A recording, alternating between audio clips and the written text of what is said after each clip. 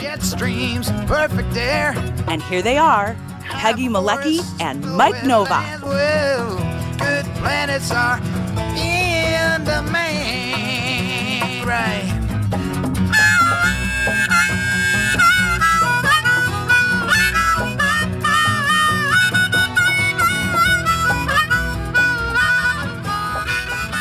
And good morning.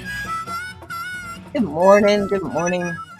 And I was just sending an email to you. Oh, yeah? About? The conference we were just talking about before we went on the air. Oh, okay. Good. Well, we Fresh will talk. in the inbox. Great. Something else to search for as we go on this morning. And welcome to all. I'm glad everybody is with us on a chilly start to a Sunday, but guess what? We're going to be getting some warmer weather here. I kind of like that.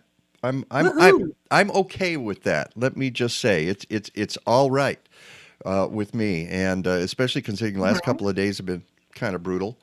But here we go, lurching. I better not use that word because we'll have our differences about how to use the word lurch. But I lurch into spring. I lurch into all weeks and all months.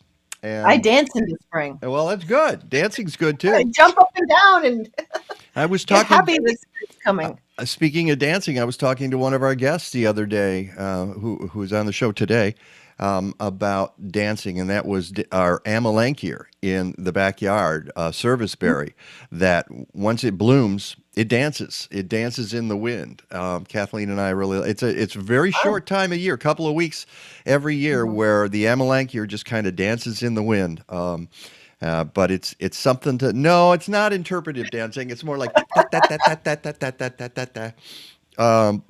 Well, that's the squirrels bouncing up and down on the branches. Yeah, as a matter of fact, the squirrel was hanging upside down this morning trying to get into the suet feeder, but the birds had finished off the suet yesterday, so the poor squirrel's hanging upside down for no particular reason at all. Well, you know what?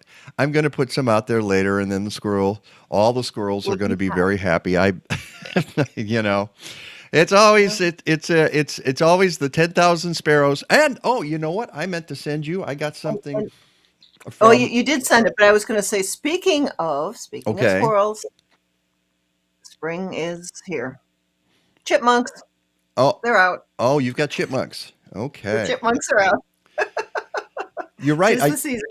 I did send it to you because I got from Cornell Bird Academy how to ID sparrows, because and even they admit, they say it's really tough.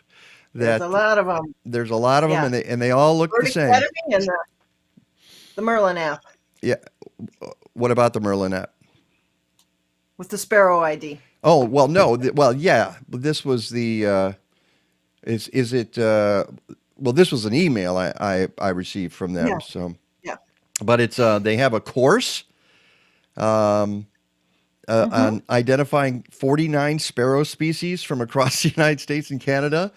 The course includes keys to ID and a video portrait for each species, immersive lessons from our world-class instructor, fun quizzes that measure your skills and progress, plenty of practice opportunities with the Snap ID tool, which I have one of those. And by the way, I upgraded both my cell phone and my computer this week.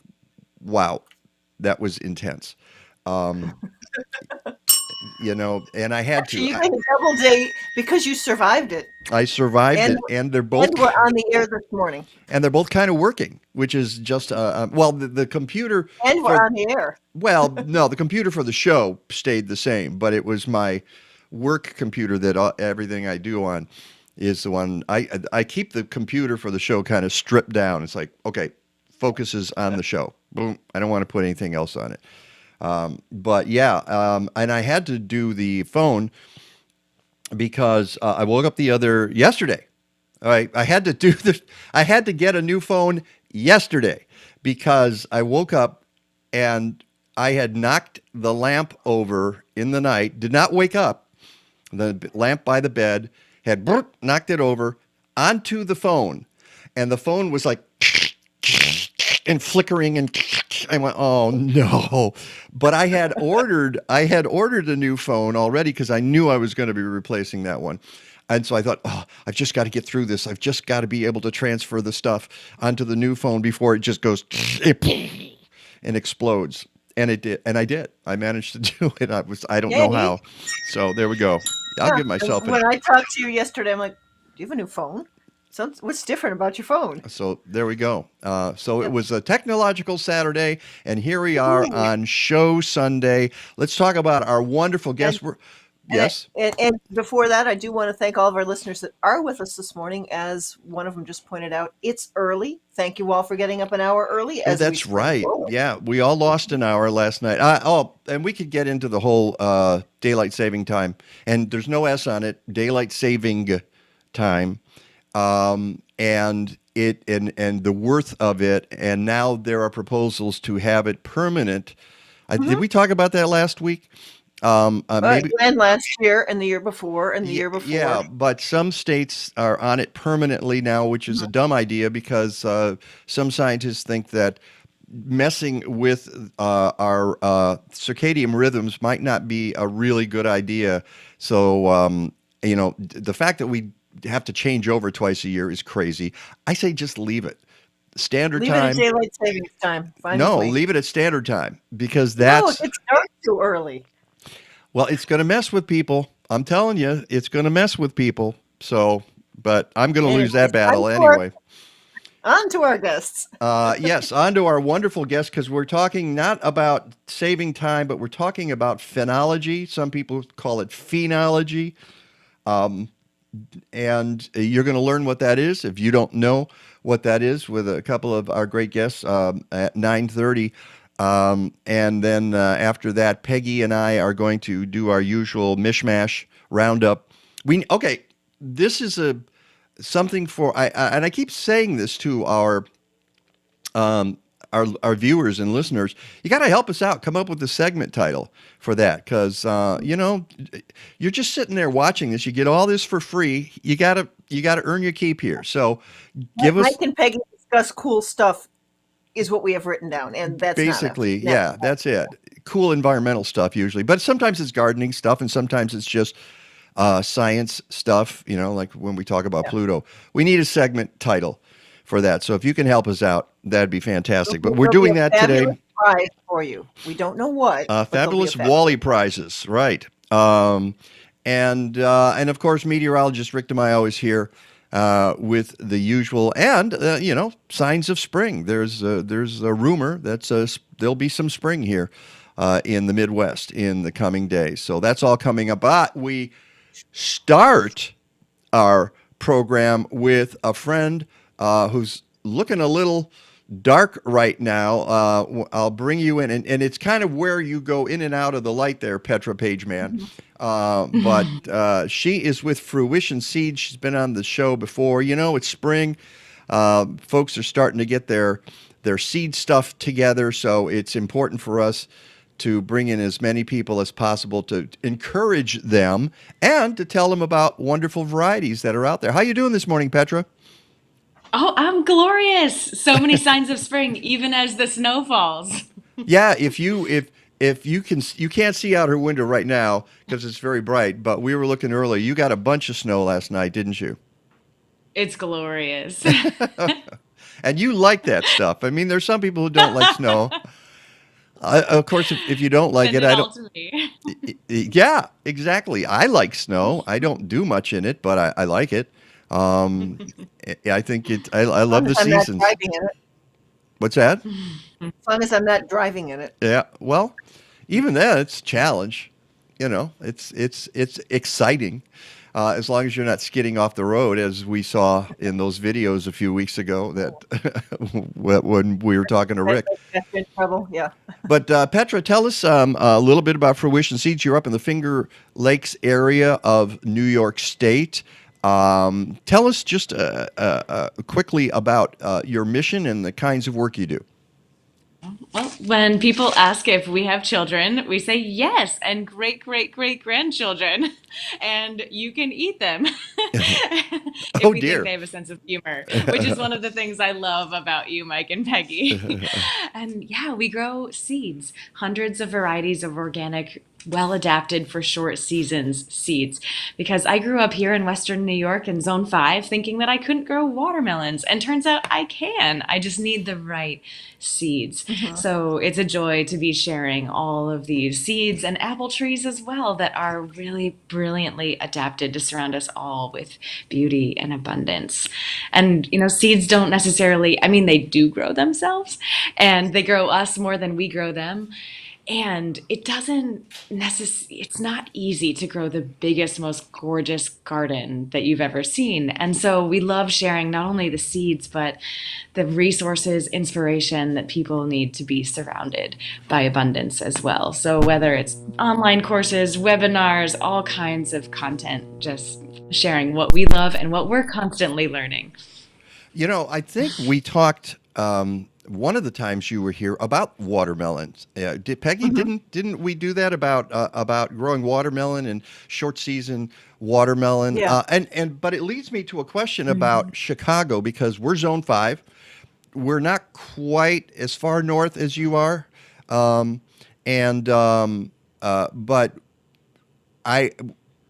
are we short season here too? Are we in the same ballpark as you are? Totally. I'm in Zone 5. You're in Zone 5. Yep. Really, there's this We ring have a big around the lake. You have globe a lake. on both. Yeah, No, but we're about an hour south of that Victoria. affects us, is what I mean. Yeah, totally. I mean, honestly, we have friends in Alaska and Florida that are growing our seeds and love them. So the regional adaptation is much more broad, adapted than just, our immediate area. Certainly, the closer you get to us, the more regionally adapted they are. But, most seed companies are distributors and not actually growing seed. The vast majority of seed is grown in the Central Valley of California, where it's arid, and also the very arid portions of China and the Middle East. So unless you're living in the Central Valley of California, none of the seeds that you're getting are regionally adapted. Anyway. Petra, how would somebody know looking at I'm sorry, Mike. No, you go ahead. How would somebody know looking at a seed packet if it's going to do well in a shorter growing season? What are they You looking wouldn't. for? You wouldn't Okay. generally. It looks like looking into the companies more deeply. So and most seed companies aren't going to tell you this kind of information because, it's just not sexy to say we don't grow our own seeds. We're just distributors. We're middlemen. So yeah, being in relationship, picking up the phone, asking deeper questions. Where are these seeds grown? Where are they coming from? What are they being selected for? Which is a whole other delicious wormhole of, it's a pick your wormhole. It's the 21st century. But it's really nice. And Fruition is not alone. There's a couple dozen other very small seed companies across the continent that are committed to growing and sharing seeds well adapted for their bioregions. Okay, how many, or give us an idea of how many seeds you're growing yourself, and I was interested to see on your website that you actually distribute a couple of F1 hybrids. Mention that as well. But how much of this are you able to grow yourself? We grow 60% of our seeds on our farm, and the balance are coming from other farms in the Northeast that are also certified organic and focused on growing seeds. So they're all well adapted for our short seasons, and we grow 60% of them on our farm. We have 20 acres here in the Finger Lakes. And yeah, all of them are open pollinated and what you would consider heirloom on the glorious spectrum, with those two exceptions that you mentioned, Mike. We have 2 tomatoes that we actually are creating the hybrid ourselves. And the reason is this: we're creating an open pollinated heirloom variety out of them, but we've crossed brandy wine with a Cornell line that has all of the disease resistance that you need to actually grow tomatoes with a lot more ease, less disease pressure. And so we cross those. It's the best of both worlds. it's the hybrid because we can share that to you immediately. And it takes the better part of a decade to create a new variety, especially one that's consistently disease resistant like that. So we're in the process of creating the open pollinated version. And yeah, who knew there's so much in a seed? Yeah, Yeah. yeah. And you've got a lot of tomato varieties and a couple of the dwarfs too, like the Arctic Rose.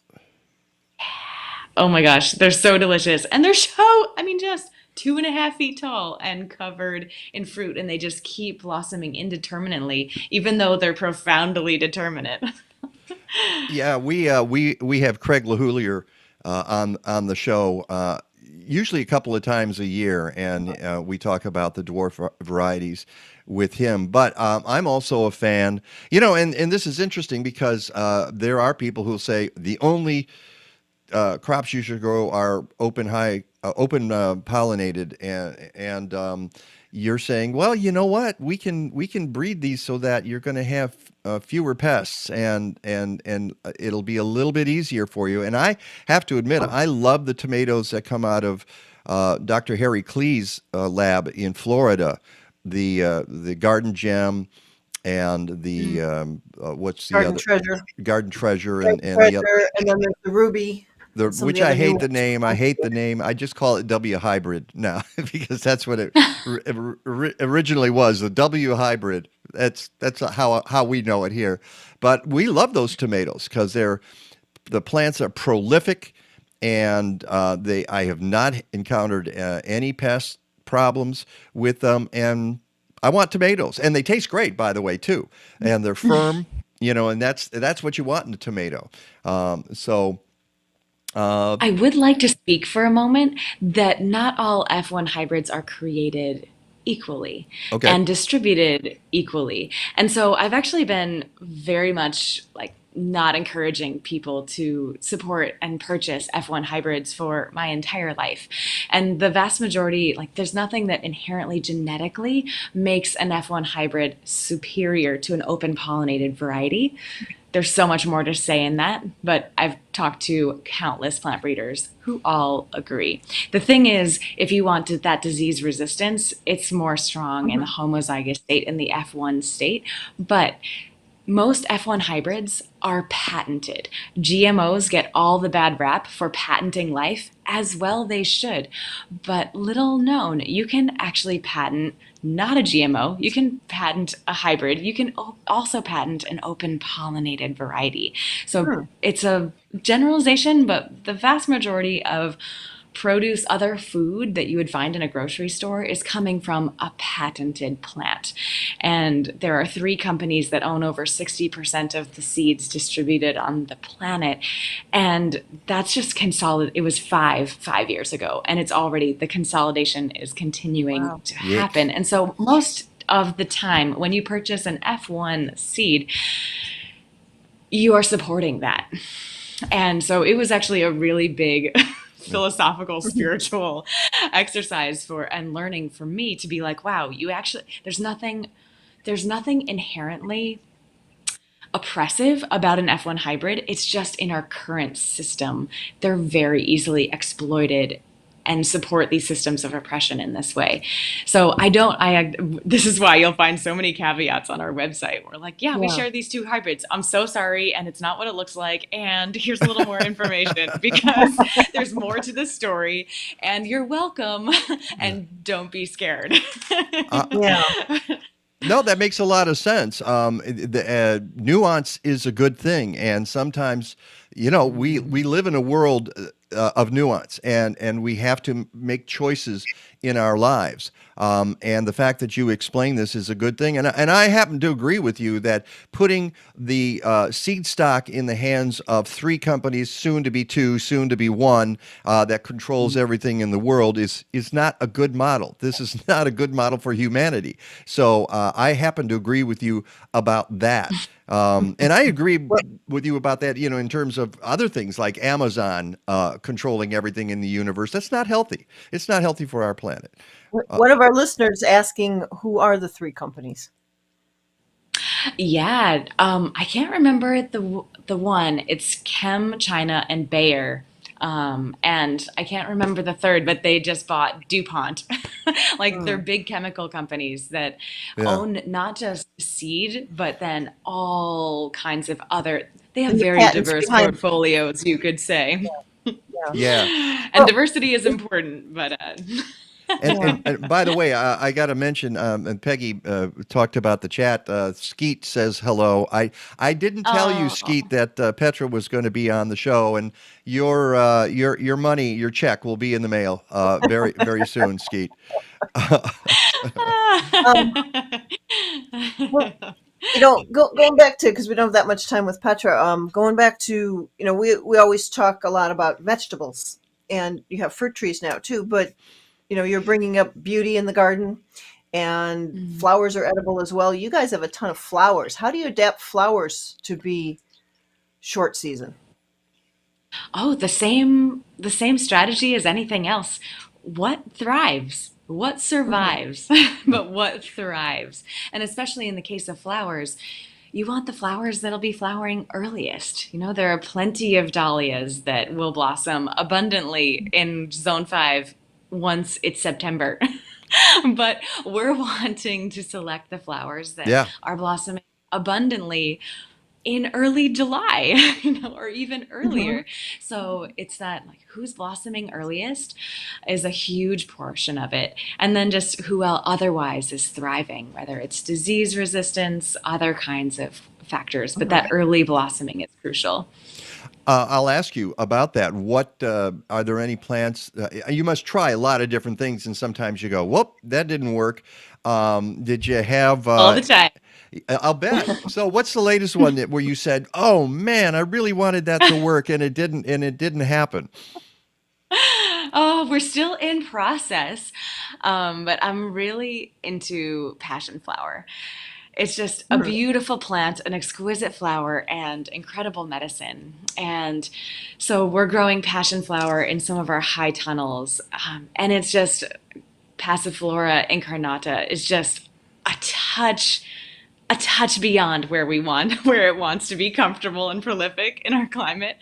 But continuing to be like, are you sure? Maybe if I save a few seeds from your earliest blossoms and plant you out, we can be, just doing that incremental, not looking for the silver bullet that just is automatically, I mean, it doesn't, like with peanuts. I grew up growing peanuts, and we grew peanuts once, and we harvested 5 peanuts off 5 plants, and I was like, that was a waste of garden space, Dad. And I've never been a I've never been a practical person ever. But then there's this family in the Upper Peninsula of Michigan who shared their Northern Hardy Valencia peanut with me, and I was so skeptical. But turns out they had been selecting it in their garden for over 30 years. And it's incredibly, like, on the coldest season on record, which we've had the coldest and the warmest season on record in the last 10 years that Fruition has existed. And the coldest season on record, they still produced over 20 peanuts per plant. Like, and then in the warmest season on record, over 43 peanuts per plant. It was amazing. Hmm. So, like, yes, if you have the imagination and the patience, you can do just about anything. So we're working on passion flower at the moment, among What? others. Yeah. When do you get to the point where you say, let's just pull the plug on this? But obviously, you want this to succeed. It depends. With something like chia, like the day length was the issue. So we were just like, oh yeah, we can grow 7 foot chia here, but it doesn't flower, so it's not going to go to seed. This, because we can grow some, I mean, and honestly, even if we just I'll be growing them for the rest of my life just because I love the plant and I love the medicine. So, and clearly we can save some seed, so we can begin that long, slow arc. So it might be. It might be 2040. It might be never that we'll commercially share it, but we'll always have those seeds and be continuing to make those little incremental processes. So it's a journey. So, what do you think, folks? What are you really proud of this year? What do you think folks should be checking out from Fruition Seeds? Oh my gosh. Well, I'm certainly biased. You realize every mother has beautiful and brilliant Right, babies, and I'm right. no exception. We have over 45 new varieties that are so beautiful, and I'm so excited about this. Spotlight Snow Pea, check out, it's green and purple, and they're bush, so they're perfect 2.5 feet for containers, and they are super sweet as Wait, well. wait, wait. And Put I that also put that other package back up again. Okay, compact snow pea. I have to tell you something. I'm glad that you brought that up because I have not had good luck growing peas. All right, what am I doing wrong? wow. Yeah, and I think When do part. you, I was good. a few keys? Oh yeah, go for it, Mike. Oh, I'm just going to say I think I get them out too late, and I think that's my problem is that I don't take advantage of the cooler weather. Yes, unlike you, they love the cool. They want to be out in your garden right now or very, very soon. And really, here in Zone 5, if you are planting them after, say, the second week in May, they're likely going to grow, but they're going to be so stressed in the heat. So honestly, as soon as the snow melts and the soil can be worked, if you're planting radishes, planting your peas, that's the moment. That's the Okay. moment. All right. Well, a couple of weeks ago, we had Lisa Hilgenberg from the Chicago Botanic Garden, and she explained why I wasn't doing well with spinach, and now I understand why I'm not doing well with peas. And it's basically the same thing. The snow goes, get out there and and plant those things. All right. What else you got? I'm so excited about these Evansville Ember beets. Just take a look. Can you see the color? They're like Wow. tie-dyed beets. They're Yeah, it's so like beautiful. And our dear Dialga mixed friend with other things. Yeah. our Yeah, the dear friend Dialga Solvay beets actually mixed with created others. this beat. And yeah, there's so much more to share. We have the full story on our blog, and it's really beautiful. And speaking of beautiful, we just got this in the mail. We crossed a green cone-headed cabbage with a purple cone-headed cabbage, and we've been sharing about it on social media. And this marvelous human that we don't even know just fell in love with this cabbage. It's called Mermaid's Tail, a collaborative. We're growing it in collaboration with a farm and their CSA that they've been sharing in the first 3 generations of this. Their CSA named it. We put it out to their entire CSA, they came up with all these different names, and then we voted on them. And so Mermaid's Tail it is. But yeah, then Lids saw this beautiful photo online of me holding these cabbages, and then this is a watercolor, and then it just arrived in the mail. And they're as beautiful as this and then some, and they're so delicious, very sweet and tender. So I'm really, really, really delighted to share these Those seeds. That looks great. I mean, that is such a beautiful plant. That's why you would grow it is for the artistic value of it at the very least. When people ask me like, what is my favorite ornamental? I'm like, oh, eggplant. Brussels sprouts. Because And of the clearly cabbage. yeah. And one of the things I note on your website is that you are getting more and more literature that people can take advantage of. You've got the library growing different plants, microgreens, radishes, and turnip, tomato, squash. Tell us a little bit about your library. Yeah, well, for years, for a decade, we've been creating all of these things, and we redesigned our website last year. And I was like, oh, wait a minute. How about we have them all together? And we call it our growing library because, of course, it helps you and us all grow seeds better, but also because it's growing. We're constantly creating new growing guides and new ebooks and all kinds of things. So the library grows all the time too. And, it's free for all because this is, nothing that we come up with, right? We've learned from so many people around us. We stand on the shoulders of giants, of 10,000, of 40,000, of a lifetime times a million of humans co-adapting with plants. So it is the smallest token of our affection to be able to share all of these resources at Fruition's website. Well, folks Um, need and to. I wanted Oh, go ahead. I wanted to share too. We have all kinds of when to grow.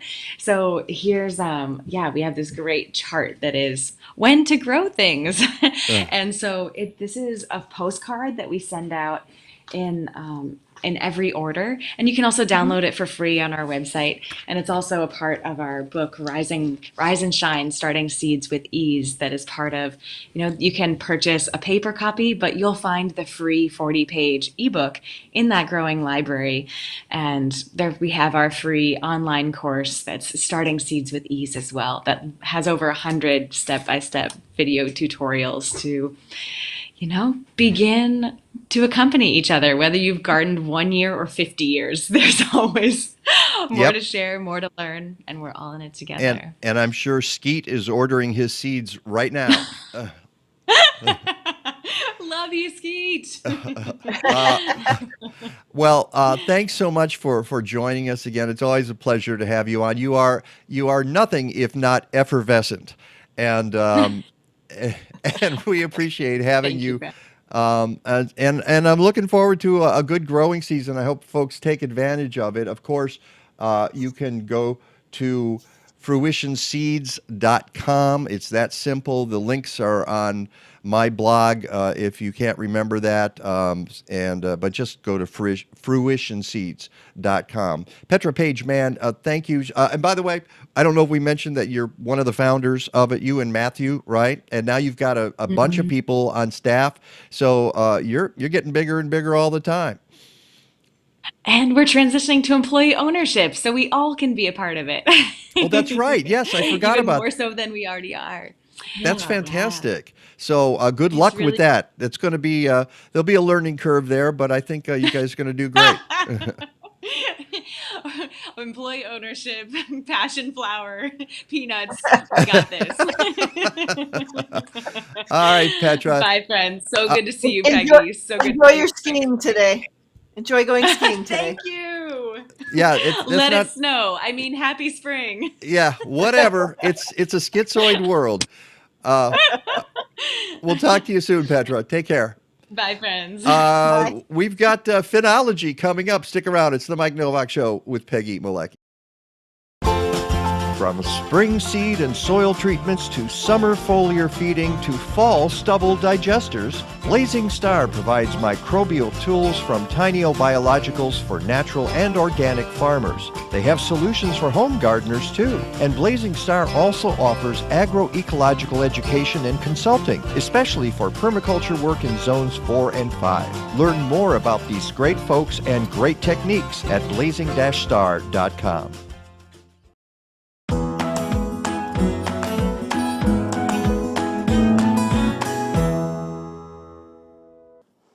Starting seeds with fluorescents? Let's talk. You've used fluorescent bulbs for as long as you can remember to start your seeds and they work. We get it. Or you look at alternative lights to start seeds and the fluorescents are noticeably less expensive. We get that too. But I'm here to tell you, you and your plants deserve better. It's time to take seed starting to another level. Here is why a good quality LED grow light does so much better than those fluorescent bulbs. Your seedlings will get a better start in life with stronger stems and no legginess. Not only will they have stronger stems, they will be stronger overall in order to fight off disease. You can get them in the ground faster because the cycle time for growth can be shortened. You will save money overall because you can grow better quality plants in a shorter amount of time with much less energy than you use with fluorescents.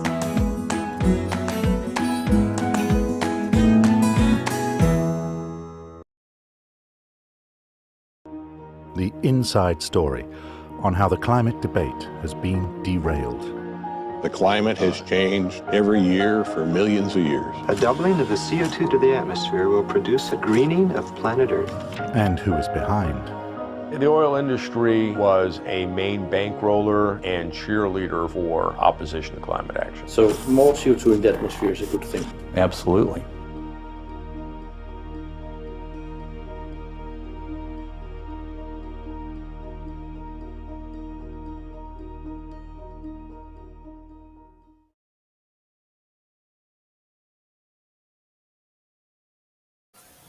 And welcome back to the Mike Nowak Show with Peggy Malecki. We should mention because you just saw that trailer from the One Earth Film Festival. Today is the final day, and there are films that you can still see. So There's 4 films today. yeah, and that's one of them that I just showed there. And I need to zoom in here. That's better. So go to oneearthfilmfest.org. We're going to show another trailer in just a little bit that of a film that is being featured today. So take advantage of the last day of the One Earth Film Festival. And we're here. Look at on our screen here, and if you're listening on the podcast, we got left and right Alyssa Rosemartin, who's with the USA National Phenology Network. Good morning, Alyssa. Good morning. Thanks for having us on. Oh, it's such a pleasure to talk about this because it's so important. Also, Jean Linsner, who is, she calls herself a citizen scientist, but there's a little more background to that, and we'll get into that in just a second. Jean, welcome. Thank you. Nice to be here. You know, here's how I want to start with this, because we're talking about phenology today, and I think a lot of people just scratch their heads. And as I was writing my my blog post yesterday, I figured out a couple of things. One is that every time I typed in the word phenology, I got the red squiggly line underneath. So my program doesn't even understand the word phenology. And then even worse is, and you guys don't have to deal with this, but because I do a blog and I'm doing social media and so forth, I have to pay attention to something called search engine optimization, okay, which is the bane of my existence. And they're telling me how to write, and if you want to get under my skin quickly, tell me that my writing is not good. That will make me tense. And one of the things I realized is that every time I typed in the word phenology, my SEO score went down. It just shot down. And I went, come on, folks. You know, there are more than 12-year-olds reading this. It's a science blog to some degree. You got to say the word phenology at some point. So it led me to ask you guys, and I'll start with you, Alyssa, what is phenology? Why don't more people know about it? Yeah, it's kind of an obscure word for something that's actually everyone knows all about. It's the timing of seasonal events in nature. So when birds migrate, when flowers bloom. And so we're all phenologists, and, actually for thousands of years on this continent, right, from in many great indigenous traditions of studying the seasonal cycles, up to, everyone noticing a robin in their backyard today. So we're all phenologists, but it is this sort of 18th century natural history word that sort of is not very commonly used. So sometimes we just say we're looking at the shifting seasons, or we're doing signs of spring, and I think people more readily know what we're talking about. Yeah, and if you put it that way, it's absolutely clear what you're doing, but it's got to have a name, and so it's called phenology. And so what my goal is this morning is to help people understand what it is and why it's important. So, for instance, I'm going to pop this map up here that is on your website. It's not the easiest thing to see, but you can see the colors there. What does this represent, Alyssa? Yeah, so this is our status of spring map. So we're showing blue areas are where spring arrived later than the long-term average. So we take the average date that we estimate that leaf out happened in shrubs like lilacs and honeysuckles. And we say, did this year come a little earlier or a little later than that long-term average? So the blue areas are showing late. So through a lot of the southeast, spring was a little bit late this year. And then we're just starting to see through the midsection of the country, and definitely on the West Coast, some earlier springs. And this just means it's warming up a bit faster than the average spring this year. It's interesting looking at this map, because there's so many blues where the spring is later in the central and southern part of the country. But as you get north, those turn to reds, which are earlier. But do we have any idea what it's going to look like as those colors advance towards Chicago and Minneapolis? Yeah, this is a big. So we have a forecast, but it's only 6 days forward, so it's not going to tell us much. And we're working with collaborators at Cornell University on a longer lead forecast, like a 6-week forecast, which I think will be really useful for, I know myself as a gardener, I'd love to know a little sooner than I do what it's going to look like. So at this point, we just look at the NOAA climate outlooks, where it says right now for the eastern half of the country, it looks like it's going to be a warmer than usual next couple of months. So I would expect us to see more pinks and reds as this map fills in, but maybe not extreme. Well, here's a map that is not on your site. This is from Yale Environment 360. Peggy sent this to me. And this map shows that spring is starting sooner and growing warmer in general. And if you look at this map, you can see that with the exception of North and South Dakota, it's spring is starting sooner and is warmer in Chicago area by about 1 degree, 2 degrees rather. 2 degrees. Yeah. And have you seen this map before, Alyssa? I don't think I've seen this particular map, but definitely we definitely know that spring is getting warmer and spring is getting earlier across many, many species. Like lots of studies from like amphibians to birds to plants are showing earlier spring activity, although with some exceptions. Some animals and plants some plants aren't getting enough winter chill and are coming later. But overall, we are seeing this pattern, and I think that's part of what motivates our network is to get out and observe what these warmer temperatures mean seasonally. Yeah, and the way you find out about these is with the help of a lot of citizen scientists across the country. Is that right? Exactly. And people like Jean who look at plants and also organize others in community to help us shed light on these patterns.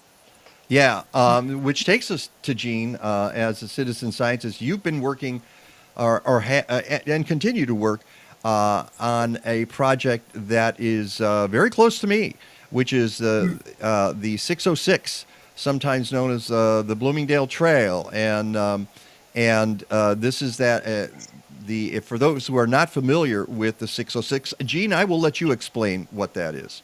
Okay. It is an elevated train line that was converted into a recreation pathway back in 2016.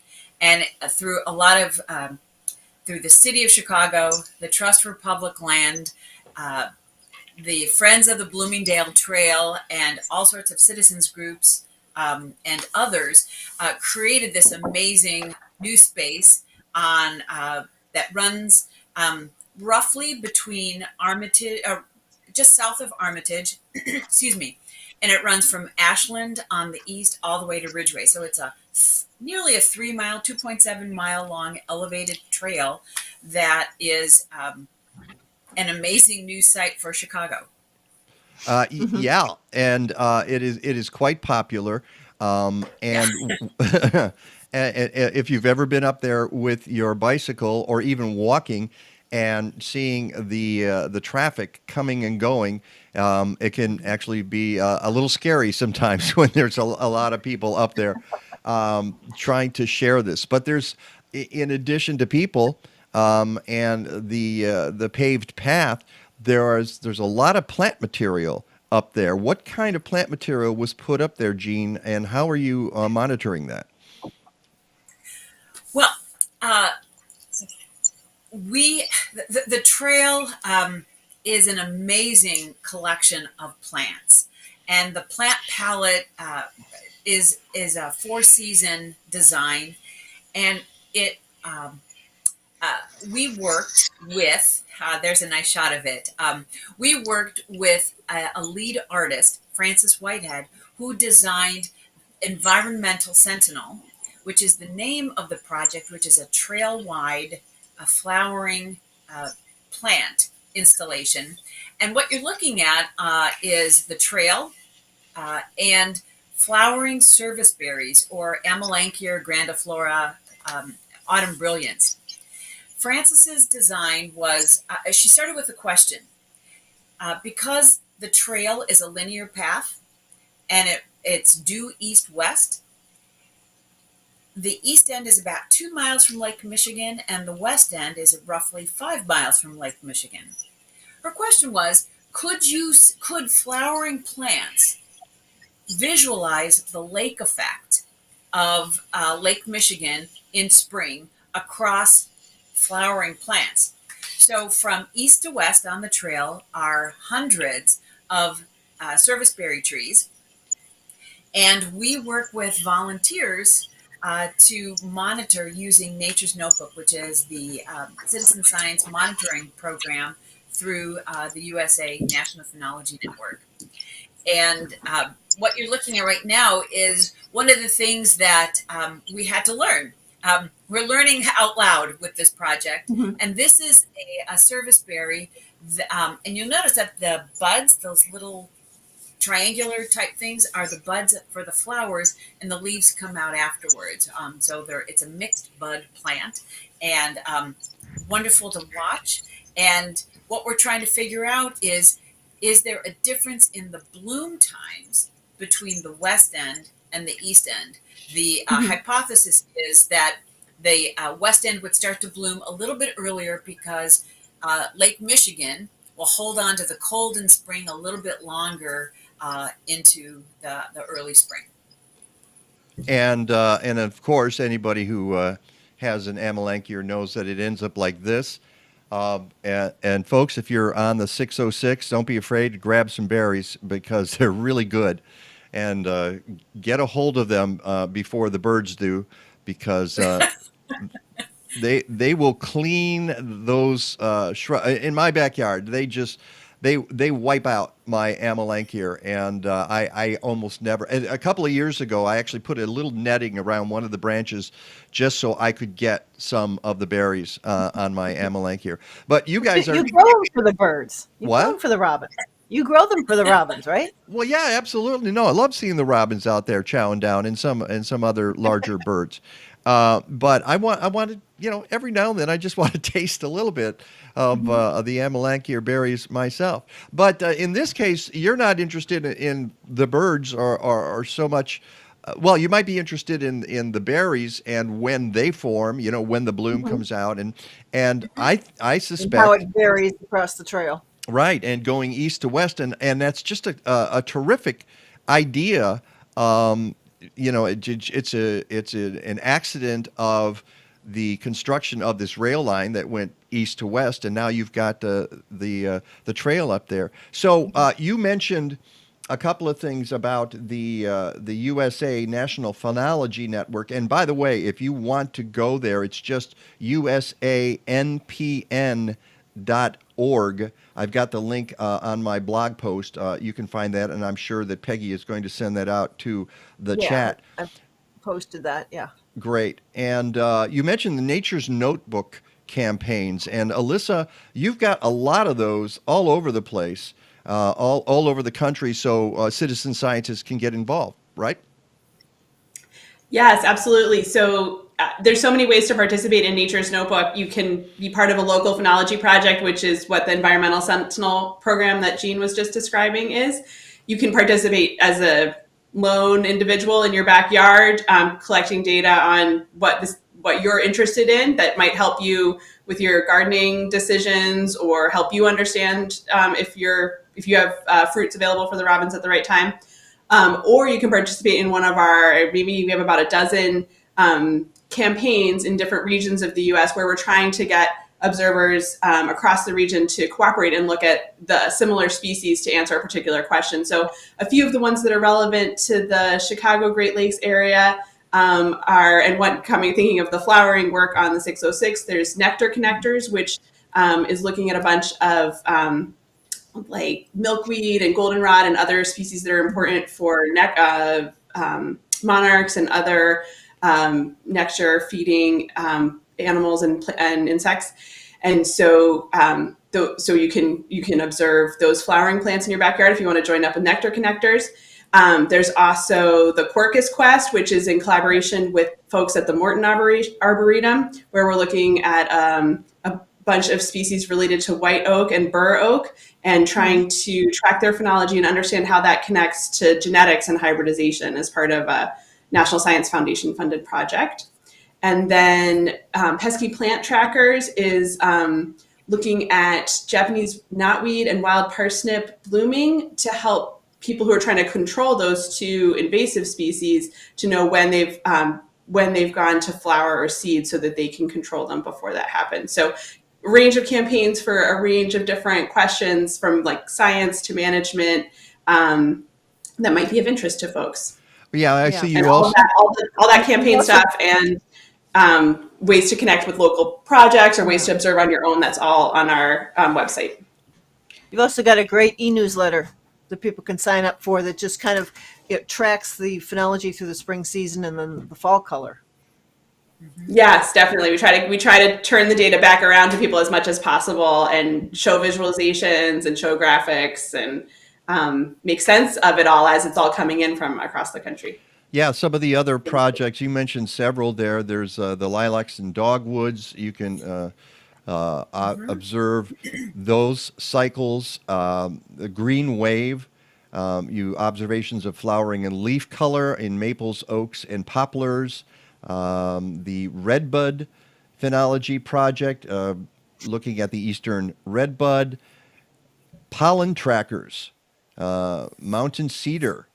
Is one of the most important causes of seasonal allergies in Texas, and you have people watching out for that. Mayfly, I mean, it's just cool stuff. And so let's say somebody wants to do some of this observation work. What kind of time commitment is it? It really depends on, and maybe we could let Jean speak to that too. I think it really depends on the question that you're interested in or the campaign you're participating in. Generally, we say once or twice a week to go out and look at your plants during the active growing season so that you're catching those transitions pretty tightly to the date that it's happening. But, you could be, if you're in Texas looking at a cedar that might be active all year round versus thinking of the short season. If you're just trying to catch just maple flowering, you might not be out for as long a time. So I think it does really vary. Jean, you want to address that? Sure.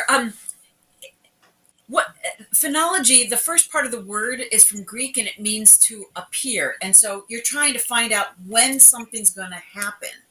And so with Nature's Notebook, using their protocols, you could go out today and look to see what's going on, and you would answer, no, it's not happening.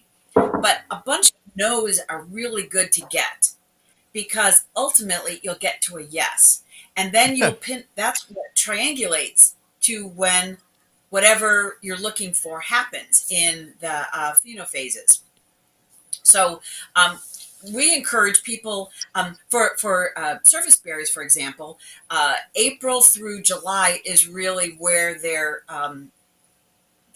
they flower, they leaf, they fruit, and then the fruit goes away, either by humans, like our friends from the Bloomingdale Trail. They make a sorbet out of the service berries an Italian ice, I should say, which is really kind of fun, and or for the birds. And so it's, for us, there's a real intensive time, but then over the summer, it's just leaf, leaf, leaf, leaf, leaf, until we get back into the fall where we get this amazing, brilliant orange color on the plants. So there's kind of an ebb and flow, but April through July, it's really good to get out there every few days, because you want to try to capture that yes, that first yes after a series of no's in the question protocols. Well, yeah, and I was looking at some of the data from the service berries, and this is just I think tying back to getting out every couple of days and seeing what's happening. And some of the data I was looking at that was saying within 48 hours of an 80-degree temperature, over time, it was showing that you were starting to get a change in the trees that people would see. Right. So what's interesting is, there's a plan. The idea that there was Mark Schwartz, who's up at University of Wisconsin in Milwaukee, did a reasonable study to show whether or not we could understand or see a change in from west to east with the blooming trees. And, it could be from 1 to 10 days. That was what was estimated before, on paper. But when you start to get on the trail and start looking at these things, the first year we did have an 80-degree day, and all of a sudden everything just bloomed. It seemed like overnight, all at once. And so we're in year 5 now of collecting data, and we have a couple of years, 20 and 21 are really thin with data collection because of COVID-19. Right. But as the Friends of the Bloomingdale Trail take over this program from the Trust for Public Land on the Chicago Park District Park and Trail System, they'll be able to start to work with more volunteers and really beef up the amount of data that are collected over time. I should mention that Alyssa Rosemartin has been working with the USA National Phenology Network for 13 years. So you're a veteran of that, and you're based at the University of Arizona? Yes. I'm research staff at the University of Arizona, though I live in coastal Massachusetts. So that's interesting, because I know you're on the East Coast. So I'm like, University of Arizona. All right, fine. That's okay. You can do these things. We've got Zoom now in the 21st century. Yeah, exactly. And it was always a national program. I think one of the great things about it being based in Tucson is that we thought about places that are really water limited, and we built those yes/no status protocols because you would see bloom happen and then stop happening in the like in creosote, for example, in my backyard in Tucson, would bloom up and down several times a year because of the rainfall.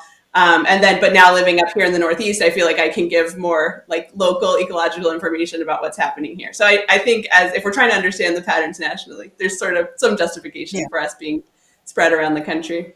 And I want to mention that Jean, back in the day, was an Exelon Fellow when the education programs first got started on the 606. What was that all about, Jean?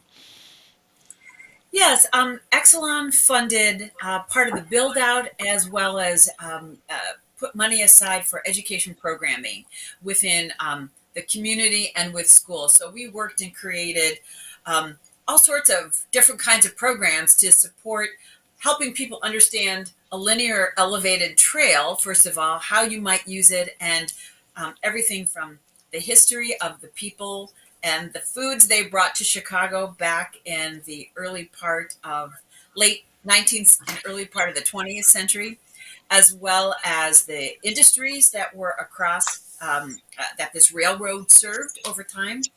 And then also wonderful things like the plants and along the trail. We've also worked with other organizations within the city of Chicago. For example, Lincoln Park Zoo has trap cameras up on the trail to see what kind of critters are coming to visit across the trail, and are doing a study with bats and with other kinds of animals. So that's part of their urban wildlife studies, and the 606 and the Bloomingdale Trail got to be part of that. Fantastic. All right. Before we go, though, the big question is, what does this have to do with climate change, Alyssa? Yeah, I was actually just going to draw that back up. Going back to what Jean had been saying about that 180-degree day that pushed or that kind of messed up your question, right? Like all of the east to west all happened at once because it was so warm. And I think that's definitely something that we see across many of these projects, is that each year is so different. And so we need long-term data in order to really detect the impact of climate change. But certainly where we do have long-term data, we are seeing it. So in the IPCC, the International, what does that stand for? The International Panel on Climate Change out of the UN. Yeah. The 2006 one called Phenology, the best way to see the fingerprints of climate change. And we still see it up until the AR6 that just came out. shows that phenology continues to be one of the best ways to see climate change. But we have to look, when we look in our lilac and honeysuckle data that we have going back to the 50s, we see a clear signal of a day to 2 days per decade earlier, and that's attributable to climate change. But we've been observing now with Nature's Notebook over about a decade, and in some places we can see a trend towards earlier, but not across the board, because 10 years is a very short time in terms of seeing the impacts of climate change. So we're continuing to monitor over the long term and continuing to see again and again in many reports and examples that climate change is shifting phenology, and we need to be paying attention. Yeah, you guys are doing the important work. You're showing us in real detail how climate change is affecting everyone, and it's affecting plants, affecting insects, and by association, affecting human beings. We should also mention that you mentioned the Morton Arboretum earlier. You're also working with Chicago Botanic Garden. Budburst is, we've talked, it used to be called Project Budburst, and now they just call it Budburst. Kay Havens has been on our show several times to talk about that. But among the other things you do, before I let you go, I thought was interesting from your website. And again, you want to know the practical application of phenology, even if you don't know what the word is. That includes management of invasive species and forest pests, predictions of human health-related events such as allergies and mosquito season. We mentioned the allergies a little earlier. Optimization of when to plant, fertilize, and harvest crops. Boy, that's not important, is it? Understanding the timing of ecosystem processes such as carbon cycling, and assessment of the vulnerability of species, populations and ecological communities to ongoing climate change. This is all really important stuff. So you and the citizen scientists are doing yeoman's work here and alerting us to what the future is going to be. Thank you. Well, I think we're so grateful to have such a big network of citizen scientists, volunteers, program coordinators, researchers who are all, I think, part of the great thing about our network is that it's sort of like what Petra was saying, right? We can't do it alone. We're doing it as these are like big questions in a complicated time and complicated ecosystems. And so it's great to have so many hands on deck.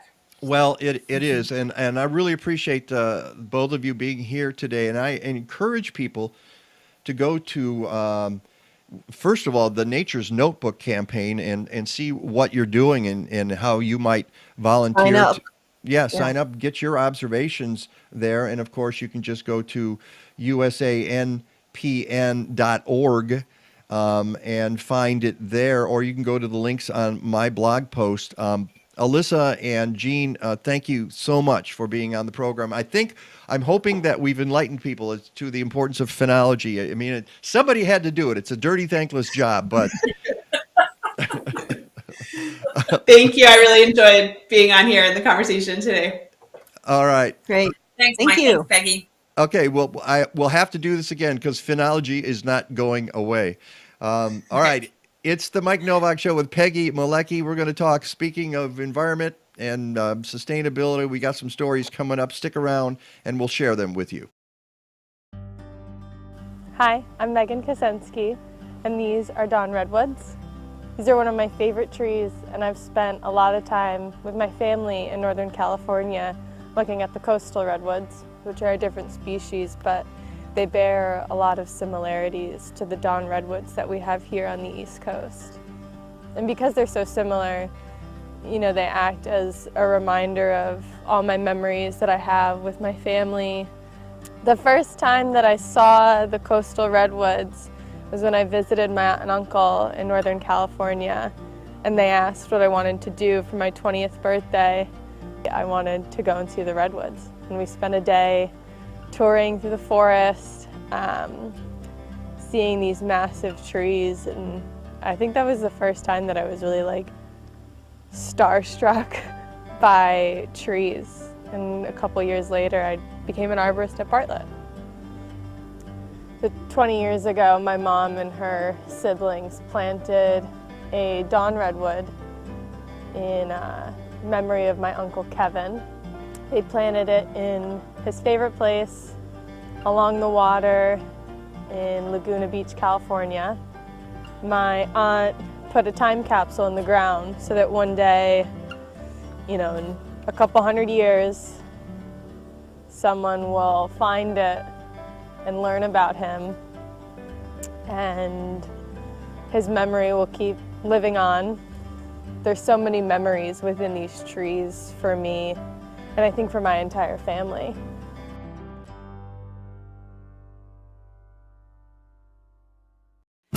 Welcome to the Mike Nowak Show with Peggy Malecki. Green, gardening, and environment radio with just a soupçon of humor. Or is that a dash? Brought to you by Bartlett Tree Experts. Every tree needs a champion. Go to bartlett.com. Here they are again, Peggy Malecki and Mike Nowak. All I need is good food to eat and make me healthy, wealthy, wide awake. Lettuce, tomatoes, rutabaga. What about those sweet potatoes? All I need is good food to eat. All I need is good food to eat. All I need is good tools to make me music, porches, lawn serene. And there it fades out again. Obviously, somebody didn't set the thing correctly. Ba-dum-bum. Boom. All right. Hey, Wow, welcome. those I was going to say those redwoods in that Bartlett spot are just amazing. Yeah, absolutely amazing. There's a lot of great trees out there. Let's see. Dan Costa says snow crocus started blooming here last Sunday, still in bloom today. So speaking of phenology, what's going on, and I wanted to mention Part of why to get out every day, like we were talking. Yeah. Of just see what's different. See how, learn to read the subtle changes as opposed to the obvious. Sure. That's all phenology. And somebody, Free Sham, did you see that? Good morning and Yes, good growing near San Diego. Well, thank you for watching near San Diego. Love your goofy show. Goofy? Who's goofy? Who are you calling goofy? Who are you really? What? Goofy show? Thank you for what? I have no idea what you're talking about. Okay.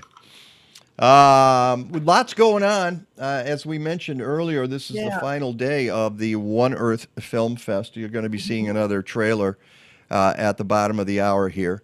And as Peggy said, there's 4 films you can still see today. 4 films today, yeah. Go to oneearthfilmfest.org. For those are free, but there's a suggested $8 donation as well. Yeah. Even if you don't go, send them a donation. Just make sure you do that. Yeah, you'll learn something from any of the films. Yeah, even absolutely. if it's a topic that it's sometimes it's amazing on those films because we've watched a lot of them over the years where you look at a topic and you go, I don't know, but you watch it, it's like, wow, that was really good. Yeah, I learned a lot. So we want people to take advantage of that, but also starting this week is the CCGA, the Chicago Community Gardeners Association 9th Annual Conference. Our challenge to build and thrive. Yeah. Is their theme. Yeah. And that's over a number of days as well. It's from the March 16th through 30th. Yep. I'm looking at the email came out this morning, so that's what I'm reading off of. Okay. Starts at March 16th at 5 p.m. with an all hands on deck to conserve monarch butterflies, a conversation with Wendy Caldwell of Monarch Joint Venture about the state of monarch conservation efforts and what we can do about it. And then they've got some things going that evening, including building a community through conservation at home, a panel on stewardship and native plant gardening with Gemini Balsad and Valerie Kehoe, friend of the show, right. University of Illinois Extension, and several other people. And it's a whole series of Zoom events for the conference. So you can pop in and out whenever. There's going to be materials available, etc. And then there's a CCGA 10th anniversary celebration in August at the Garfield Park Conservatory that all attendees will get a ticket to. Suggested donation, $25 for adults, $15 for students, and scholarships are available. So wherever you are, even if you're in San Diego, you can take advantage of I'll that. pop that up in the link, or you can go to. This is a Zoom event link. I'll pop up into the chat, but ccga.org for more information. And I need to pop that up on the blog post, and I'll do that after the show. That's one I forgot to put up there because I also have, starting tomorrow, the Loyola University Chicago Climate Change Conference, and I think we'll be chatting a little bit about this with Mr. DiMaio when he shows up, because that's one of the places he teaches. The intersection of climate change, human health, and justice starts tomorrow. That conference runs from the 14th through the 18th. So that's Monday, Tuesday, Wednesday, Thursday. And we've got the link to that up on our site. There's on Monday, it's climate change and population health, a One Health perspective. Tuesday, Better Tomorrow, the role of sustainability in healthcare and built environments. Also on Tuesday is the keynote, which is a conversation on the intersection of climate change, human health, and justice.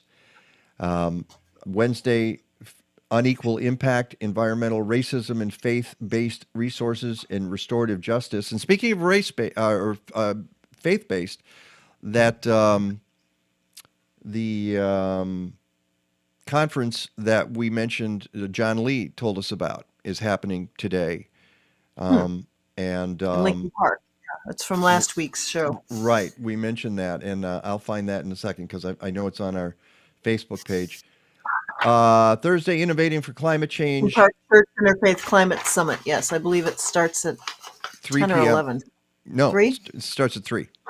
Okay, something else started at 11 today. I couldn't recall which one. I'm pretty sure it starts. I would need to track that down again. And of course I've lost. There we are. There's back to the conference. And so anyway, that's it's just some of the stuff going on at the School of Environmental Sustainability at Loyola University Chicago, and you can be part of that as well. It's online, so take advantage. It's been pretty quiet with Save Bilbo Prairie this week. I haven't heard much. I don't know if you've seen anything. Well, they had a meeting. I was unable to attend earlier in the week, and I think it's a quiet time now that the decision has been made that nothing's going to happen until June 1st. So it lets all the politicians off the hook for a little bit. They can move on to other things, but it means there's an airport board meeting though on March 24th. So if you go to savebilboprairie.org, you can keep up with that. But it means that we still have to keep going. I know they're still looking for prairie watchdogs to sign up as well to make sure nothing's happening. Yeah. Now you sent me an article from the Center, actually a press release from the Center for Biological Diversity. The headline, Omnibus Budget Ignores Climate Emergency Extinction Crisis. Well, let's put those on the back burner. We don't need to get to those guys yet. This was on March 9th when it came out. And this passed just the other day. Yeah. But the bill go ahead. I was going to say one of the points it's making, and you'll read through it for our listeners, is dollar amounts aren't adjusted for inflation of funding. What they say, because of inflation, the bill's modest increases to agency budgets are in fact a cut in real dollars from the previous year. The Environmental Protection Agency received an increase of just 3%, far less than President Biden's request, which, this is when you start compromising because we need more bombs. And anyway, and walls, as it says at the bottom too. And what? And walls. Walls. We need more border walls. and apparently, If you read, if you read to the bottom, it says leftover funding. The border wall continues, which is That's insane, just insane. So at any rate, it's in some ways going backward. Funding for endangered species would be left virtually unchanged, with funding for the recovery of the nation's 1,800 endangered species increasing just $3 million or $1,600 per species. That's all the species needs. So no federal agency would be able to regulate the use of lead ammunition, despite a recent scientific paper concluding that half of America's bald eagles continue to be poisoned every year by lead ammunition. You know, excuse me. In some ways, we're just not paying attention. Or somebody's paying attention, but not the right people. So let's move on here to more sad news. And I saw this. You sent me an article about this, but I saw it as well. This is in The Guardian, fears for bees as the United States set to extend use of toxic pesticides that paralyze insects. And we're talking about neonicotinoids. The EPA is poised to allow the use of 4 neonicotinoids, which harm bees, butterflies, and other insects, for the next 15 years, despite moves by the European Union to ban the use of toxins that have been blamed for widespread insect declines. I'm not going to name the 4 because I can't even pronounce them. Even they're going to approve these neonicotinoids for the next 15 years, even though the agency has noted ecological risks of concern, particularly to pollinators and aquatic invertebrates. This is what compromise gets you sometimes.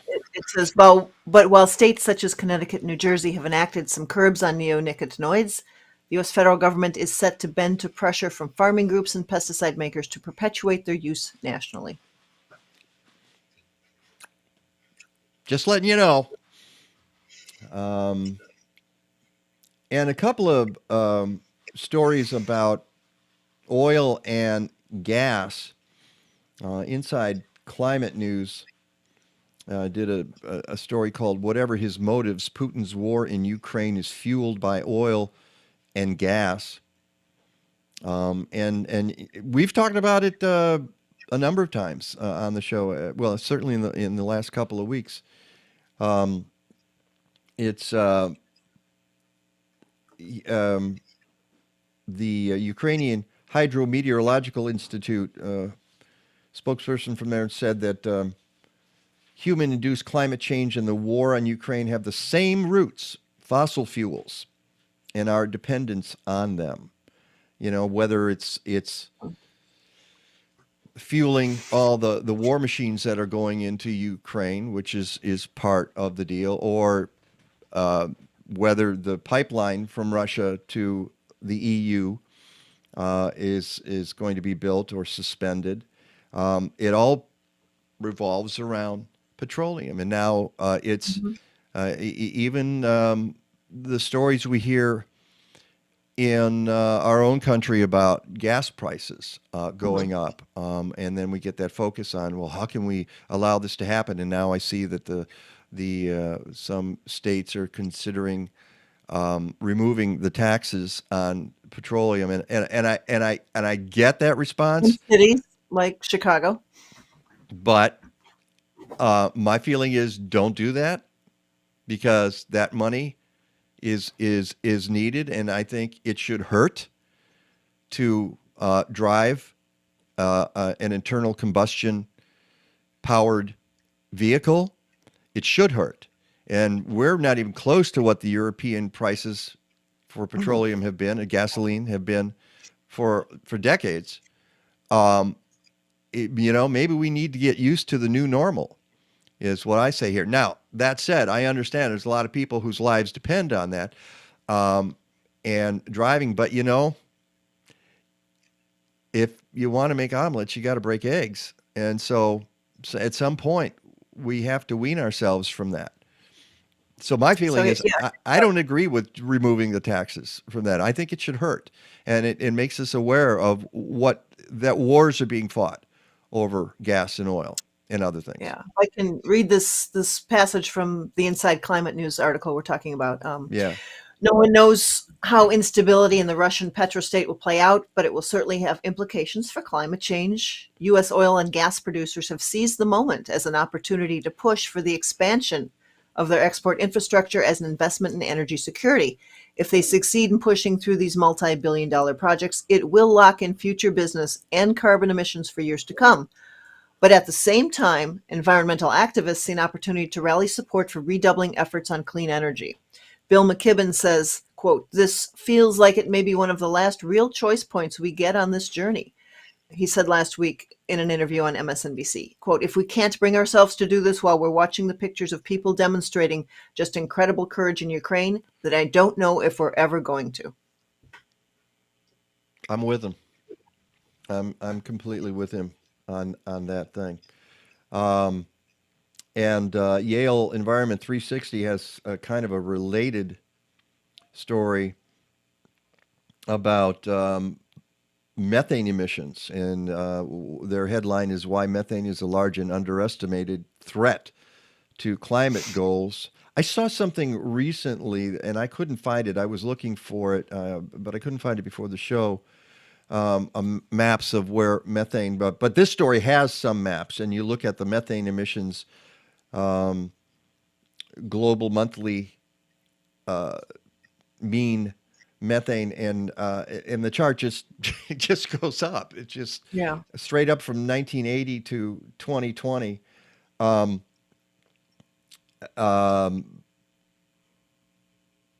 Thanks to constantly rising emissions, the concentration of methane in the atmosphere has almost tripled since pre-industrial times, a far bigger increase than for the most important gas, carbon dioxide.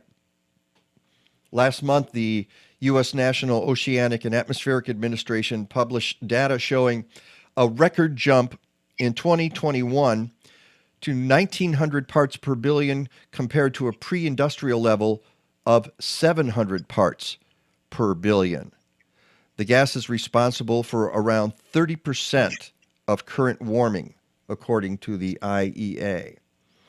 It says, although fossil fuel emissions may still be growing, soaring methane emissions are now primarily the result of faster growing biogenic sources. Quote, "Most of the increase has been from natural wetlands, flooded rice fields, landfills, and livestock in the tropics.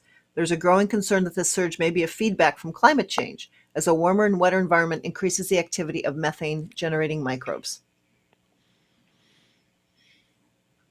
And the good news is that some of the sources, which are leaky pipes and that sort of thing, once identified, can usually be shut cheaply by plugging wells and sealing leaks in pipelines.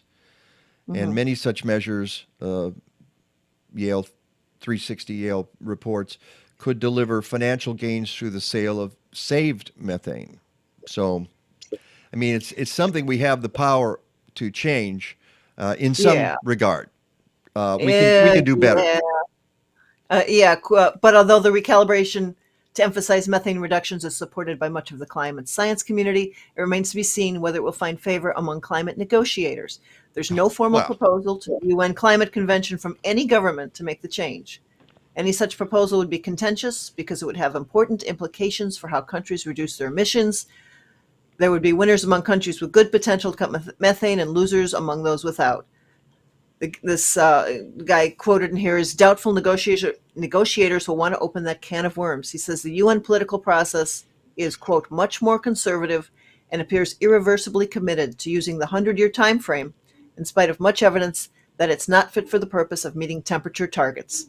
If so, then halting the warming of the planet anytime soon just got harder." Oh boy. Well, on that note, let's go to you don't science. have to worry about spiders, though.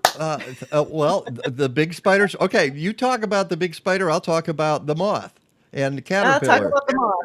Talk about the spiders. Go ahead. Well, there's some renaming going on. Remember the. Well, okay. If I said to you, beware of the spongy moth, you would say, what's a spongy moth? Yeah, Well, what's a what? We have a moth that's spongy. What? yeah. Well, the gypsy moth has a new name, and that's just the common name anyway.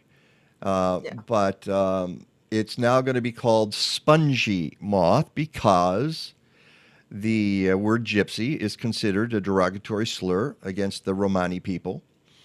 It was dropped from the list of common names last July by the Entomological Society of America, but the new name was just announced. Drum roll, please. Yeah, really.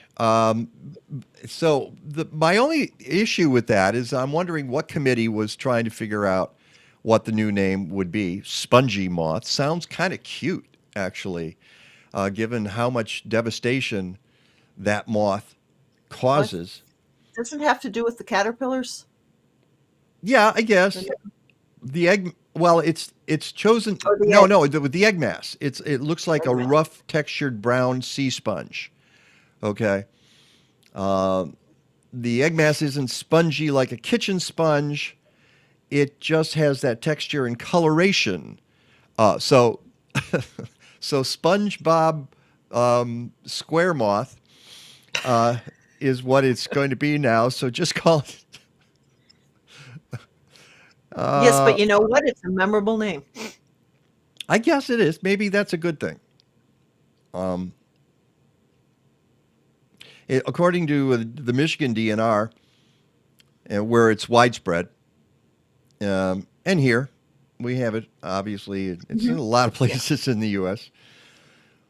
When populations reach a nuisance level, the caterpillars are known to cover just about everything outdoors, and their round waste pellets rain down from the trees.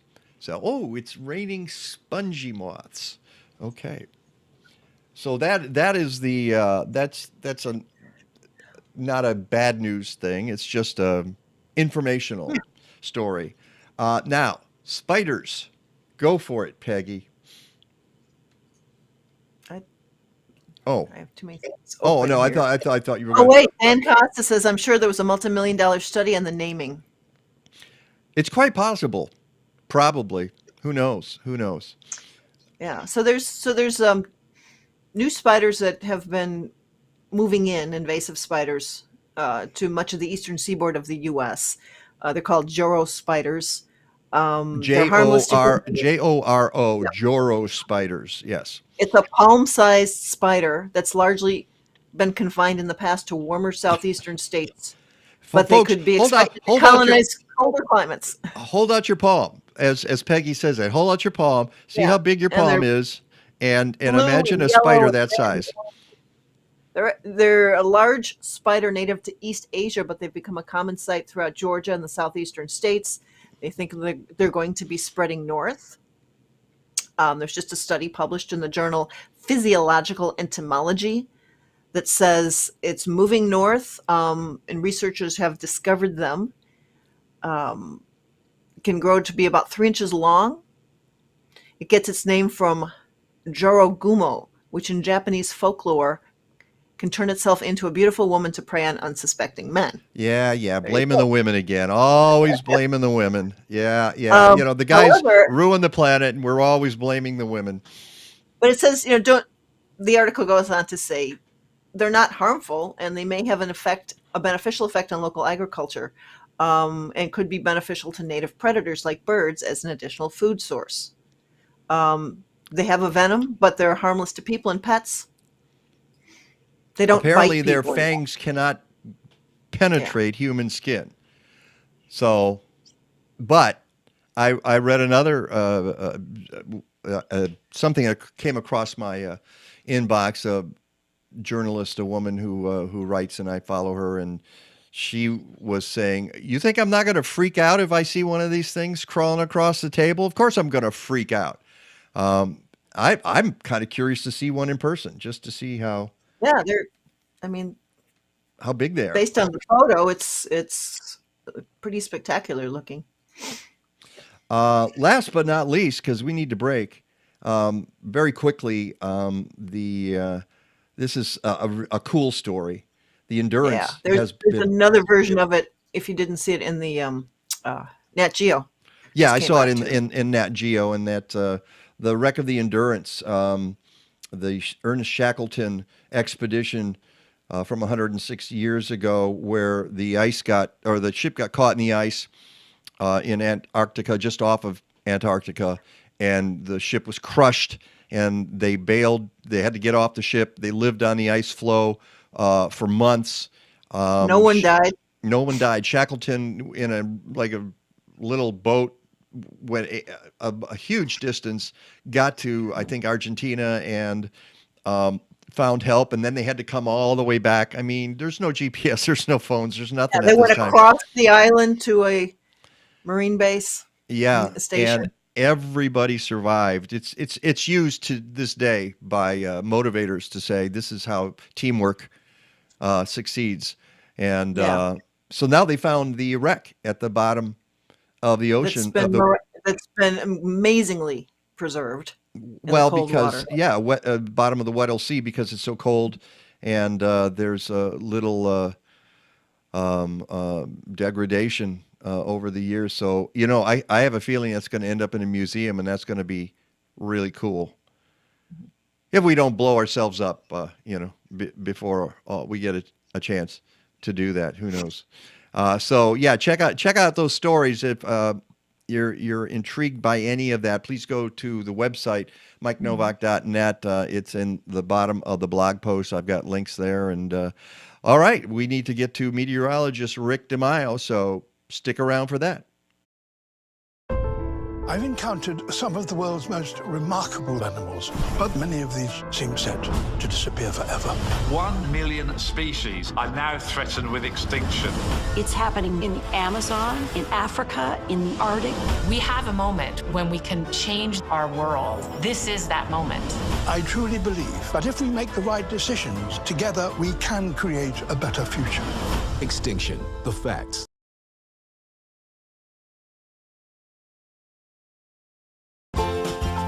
From spring seed and soil treatments to summer foliar feeding to fall stubble digesters, Blazing Star provides microbial tools from tiny biologicals for natural and organic farmers.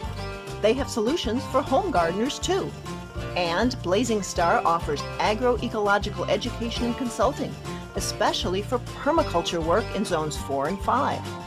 Learn more about these great folks at blazing-star.com. Life is an ocean, streaming alone, ripples of motion, healing us all, yeah. Dive in, your time to win, our hearts all in, let's let the fun begin. Take a dive, take a dive, take a dive.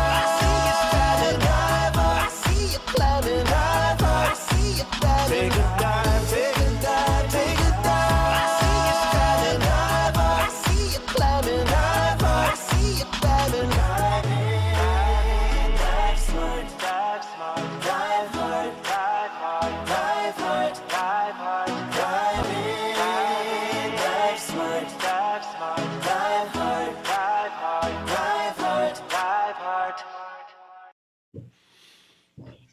And this meteorological report brought to you by Rick DiMaio's window and the brick on the other side. Thank you very much. Here he comes. Jax should have been up there. Yeah, you should put Jax in there. I want Jax to do a report. Wait, there he is. He is. Oh, hey, Jax. Jax just wants to go out there because he thinks he's got his bandana on for St. Patty's Day. Yep. Here, watch, Jax. Who's out there? Who's out there? Nope, guess it didn't work this time.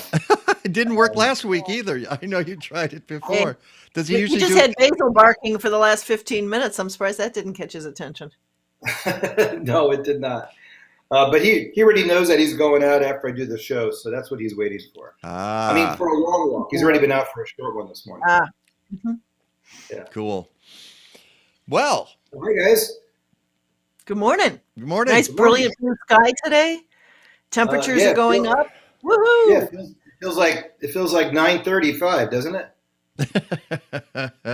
Yes, and for those of our listeners who admitted that they overslept this morning, welcome. Yeah, There's a couple. Yeah. A couple of people have copped to it. Okay. It's funny that you mentioned that the temperature is going up, Peg, because yesterday when I was out, it was like one of those days that was cold, that was like a real harsh cold. Did you notice that? It was really, the air was extremely dry. Yeah. It was cold, dry, windy, and it just sucked the water vapor out of you. But and then all that obviously has moved down to the south. I did text my friend from the Weather Channel, Mike Seidel, who lives in the Georgia, North Georgia, Marietta, Georgia, outside of Atlanta. Any flower or bush damage? Haven't gotten a response from him yet because they were in the 80s last week. And when you get really warm, and we saw this a couple of years ago, they got really warm.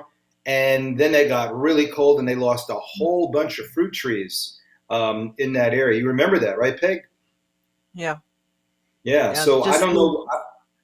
I don't know what the situation is there now, but when you get 2 to 3 inches of snow across northern Alabama and Georgia, followed by temperatures 5 degrees below that hard freeze number of 28, you know that there's lots of damage. And the freeze warnings went all the way down into Central Florida as well. So this was really a remarkably cold air mass for this time of the year, but more so considering how warm it's been in the southeast for the last almost month to month and a half. So I'm sure it wasn't your typical March 13th record cold. It was more like almost April 13th record cold. Yeah, it was really cold. Yeah, I noticed that yesterday. Happened to have the golf tournament on, and they had a whole day that got washed out because all this rain came through, and they were talking about how the temps overnight were going to be in the 30s. So these guys are going to be going out they were going out this morning in 35, 38 degree temperatures. And I started wondering about that too, which plants were going to take a hit. It's and the winds were at 40 miles an hour gusting. It was what a remarkable day, because the day before or 2 days before it had been completely calm and warm and wet, and then suddenly everything blew through, and the strong winds and the cold temperatures just plummeting. Just remarkable stuff. What was it, Thursday night when we had when we had the snow come through? Yeah. So we got about an inch. Maps. It went from Flagstaff, Arizona, into Ohio. Was this? Training of snow. It was one long jet stream that kind of like got strung out, and then as that second piece of energy came through the Great Lakes, that's when everything pivoted over the southeast. It had a very similar look to the storm of the century back in 1993, which actually happened on this date, which was March 12th to 14th. So it's amazing. You get a lot of these March storms that had that similar type of late season severe weather on the front side and widespread snow on the backside. So this has happened in the past, but I think what's amazing, and as I forgot to mention, Mike Seidel sent me something yesterday and said the forecast low on Sunday morning for Atlanta is 21. This would be the coldest low temperature so far this season, including the fall and the winter. Isn't that amazing? Wow. Yeah. That's the coldest so far. The coldest to date this year in Atlanta was 26. It happened on the mornings of January 23rd, 29th, and 30th. And only 8 years out of 143 years for Atlanta have they been this cold this late after being so warm. Now, the other years was 1998, 1993, when we had the storm of the century, when it was 18 degrees. 1980, 1960, 1949, 1932, 26, and 1890. So this is more like the modern cold. I like to look at it as like 93 and 98, because prior to that, the population in the Deep South, wasn't that high. So the impact isn't as great. But again, this doesn't include the fact that it was so warm across much of the Southeast leading up to this. So it'll be interesting to see if we talk about this next week, what type of impact this has had on from an agricultural standpoint. I think there will be, and here's the visual of that going across on Saturday. That's Yeah, and I think what's remarkable about this, if you notice the Gulf of Mexico, how the clouds have that kind of striated look, that's the cold air that's pushing all the way south. So very similar to the storm of the century in 93, the cold air actually went all the way through the Bay of Campeche, past the Yucatan Peninsula, and all the way into Belize. So this jet stream, Peg pointed out, kind of went like from Flagstaff to Ohio. In 93, it had more of a dip, so it was able to get more of a turn, and then the system actually, pivoted to the north and west. You haven't really heard the term bomb cyclone with this, even though it was kind of thrown around. It didn't really deepen that much, but you had a ton of moisture, a ton of cold air on the backside. And what's really interesting, Mike, is that you can actually see, and Peg, you can actually see there's snow over northern Louisiana, southern Arkansas, that northwest part of Mississippi, and Alabama as well. So that the white streak that you see across Tennessee there is the snow. The other two streaks that are coming out of Missouri and Illinois is the snow for us. But what's really remarkable is that the fact that the cold air pushed all the way down through the Gulf of Mexico. And in addition to that, there's not much white out in California or Arizona or New Mexico. There's very little snow, and has been very little snow since Christmas in that part of the desert Southwest. Now, what's a bomb cyclone again?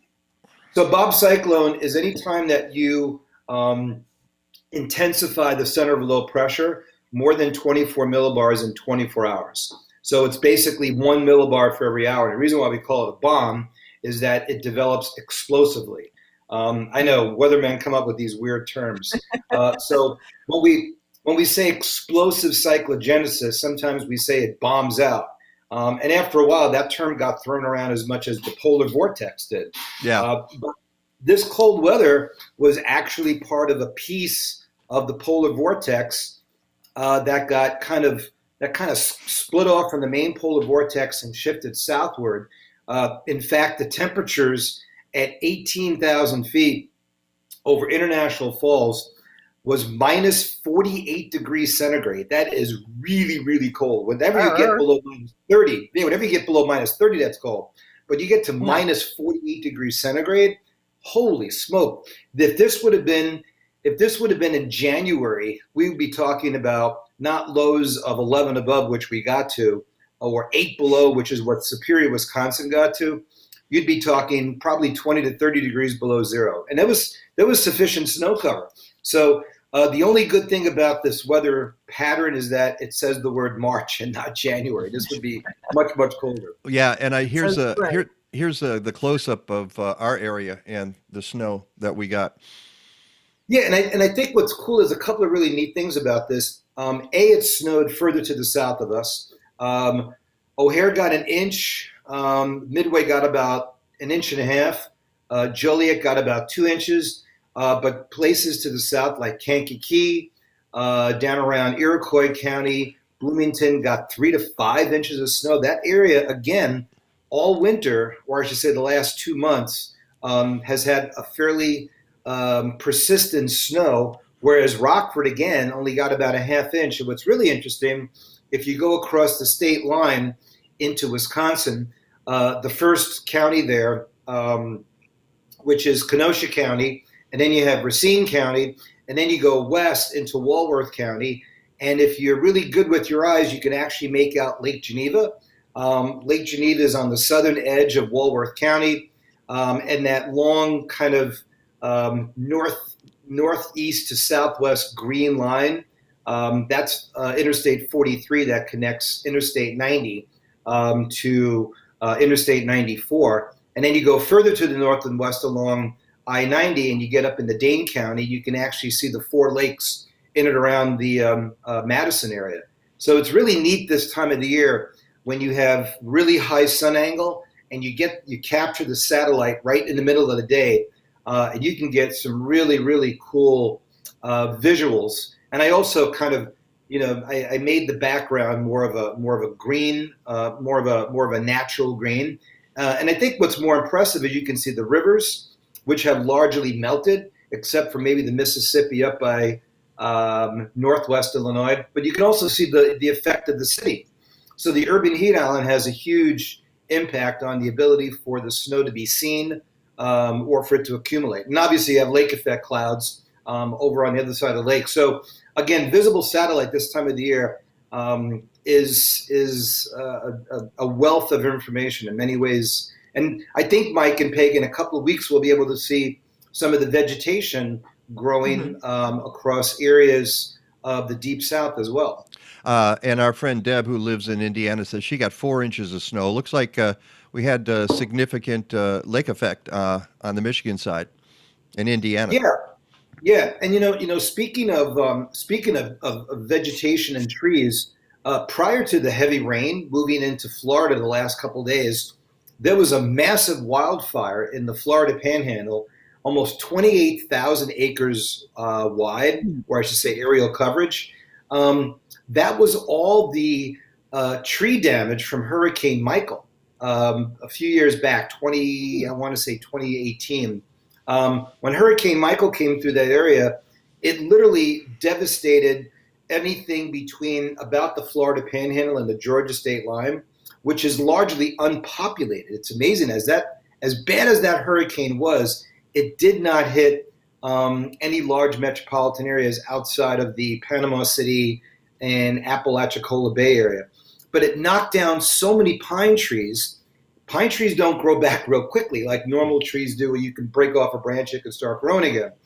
And it was amazing. It was so dry in that area that the debris that was on the ground, the dead pine trees and all the leaves and the needles, I said not leaves, but the needles, actually caught on fire. And it was very well observed by the visible satellite a couple of days before the rain hit. Now the rain has hit, so the fire is out and the ground is obviously moistened up again. But it shows you what you can see after an event like that came through, because it's not like anybody's going to go through there and rake the forest, right? Like Mr. President Trump told us to do. But it does show you that forest management is important. It really is. And even with the the statement that he made, there was actually some validity to it. It's not just not a dumb statement. It was just the way it was presented. Yeah, well, if you're going to have that kind of debris there, yeah, then it dries out, and it's a setup for those kinds of fires. Something else that you sent is Rockford stats. They haven't had a lot of snow. Yeah, and I think what's amazing about it is they haven't had a lot of deep snow as well. So they've been missing just about every snow event that we've had so far this year. They've had 0 days with more than 6 inches of snow on the ground. And this is the same area that has been in the dry area of the drought since last year. So it's amazing how the one area that needed the precipitation and the snow the most simply has not gotten it. Excuse me.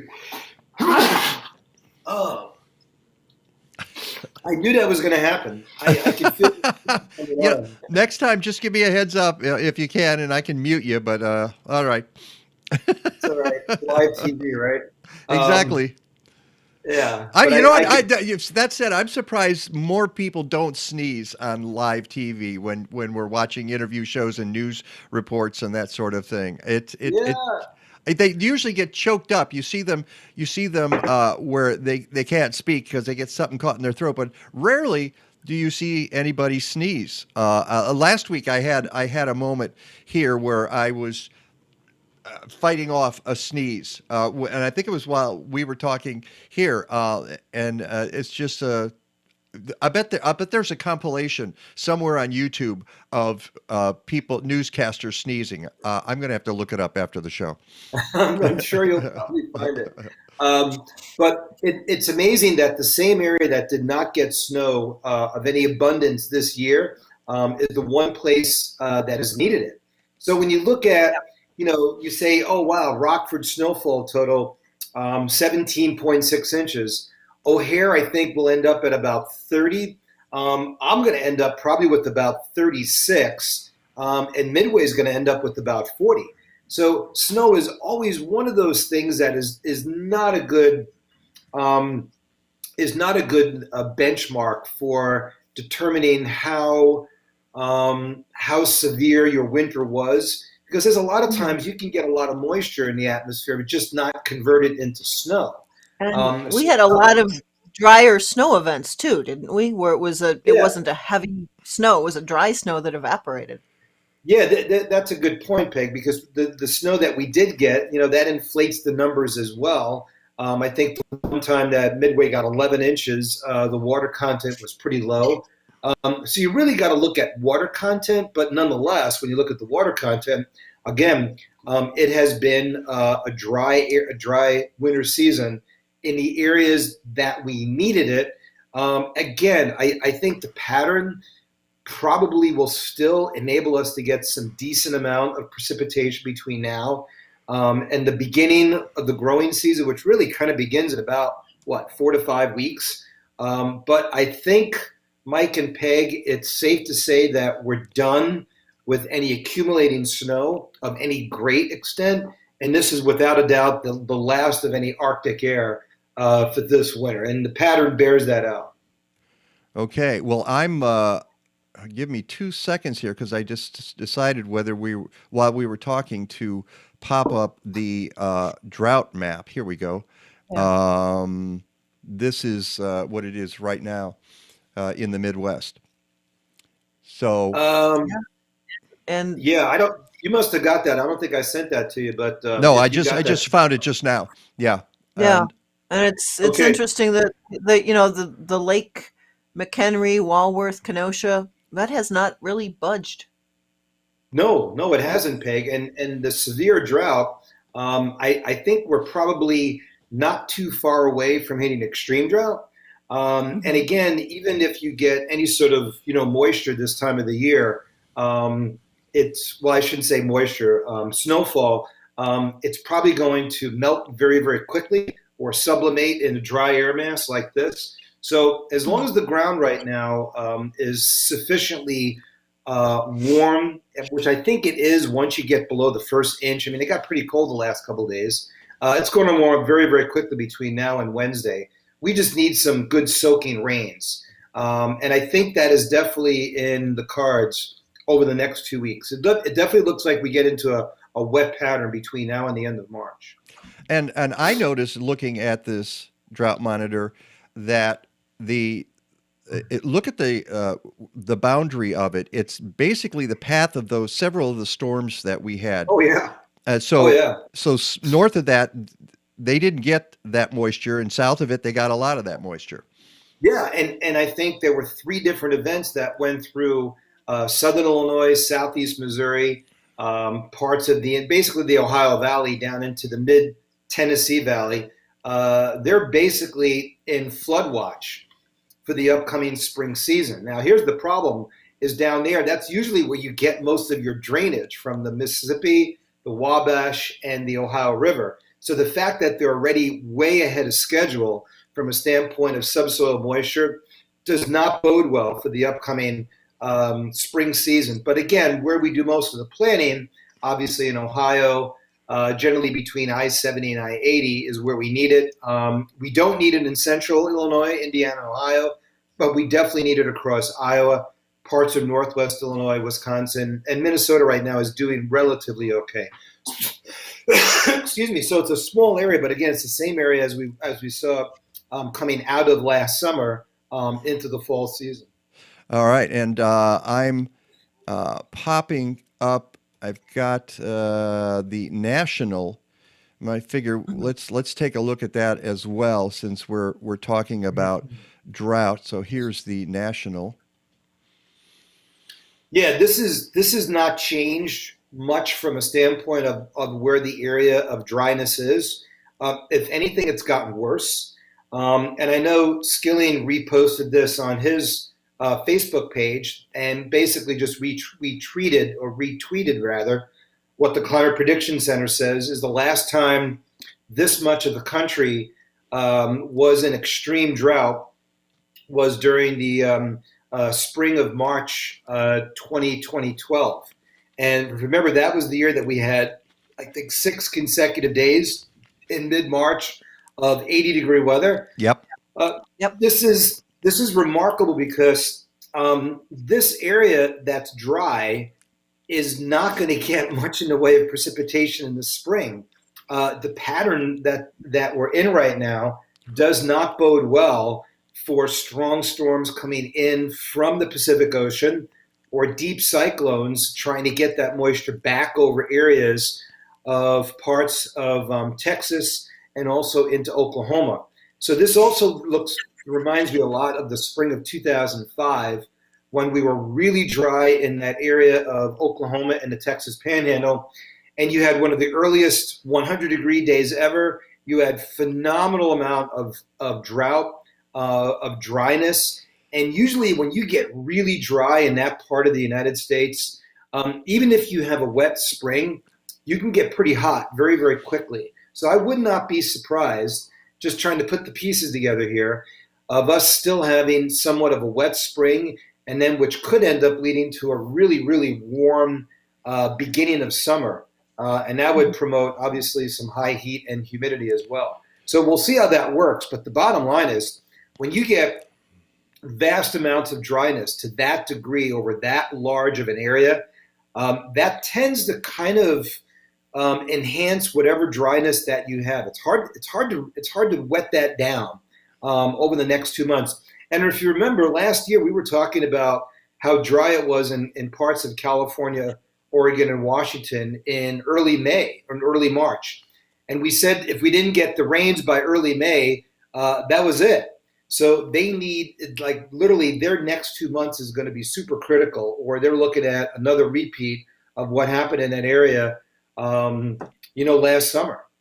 All right. Well, let's quickly go through the forecast here. I'm looking at the map, and it looks like a warm front sort of heading towards Chicago right now. Yeah. We had the warm front is basically kind of going through right now. We actually had about an hour or two of snow flurries this morning. I don't know if anybody saw them between about 6 and about 7 a.m. They came down very, very briefly. You saw it?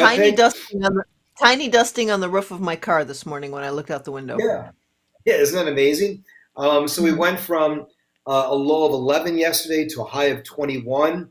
Our overnight low, which was at about midnight to 1 a.m., was 21.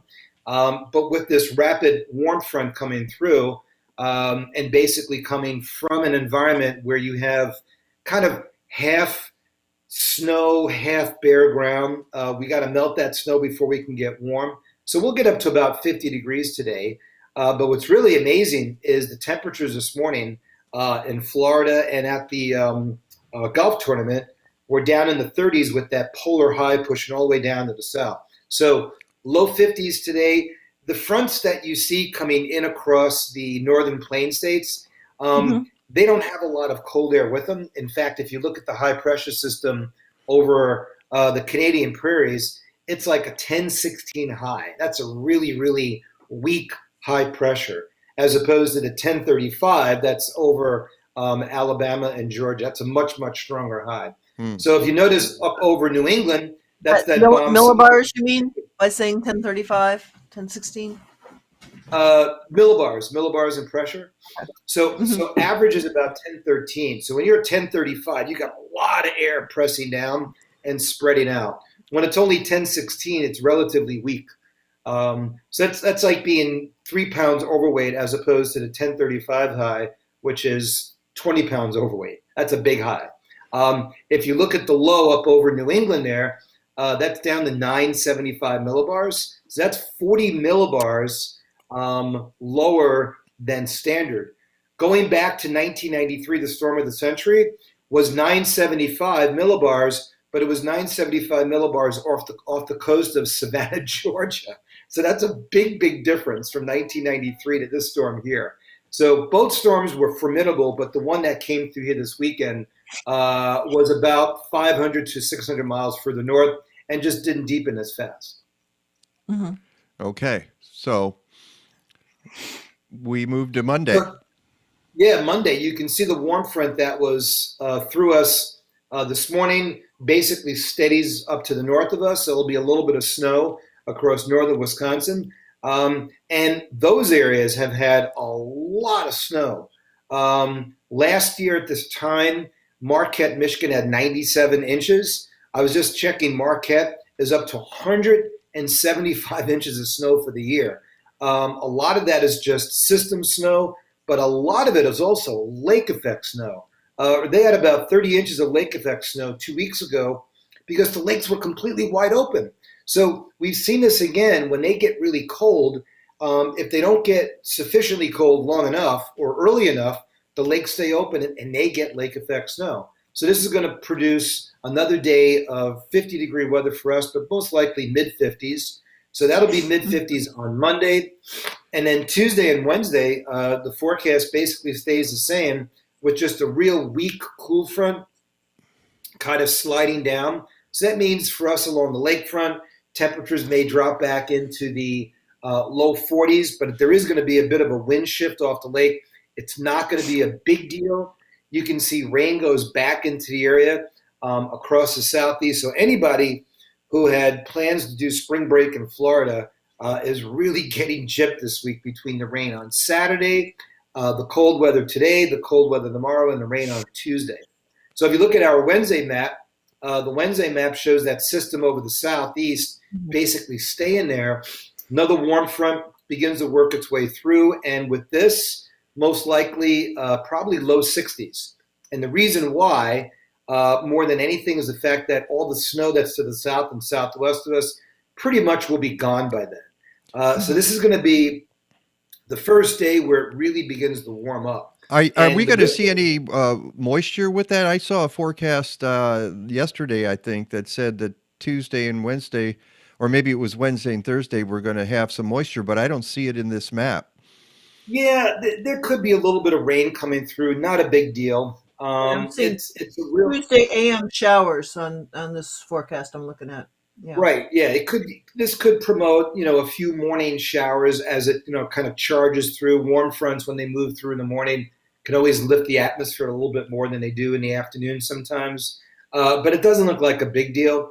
Again, the air, the pool of flow of air is literally coming from Texas and Kansas. So as long as that high stays over southeast Texas, you're not going to get that moisture flow northward. So if anything, if we get 1/10 of an inch or 2/10, that should be about it. But it doesn't look like a big deal.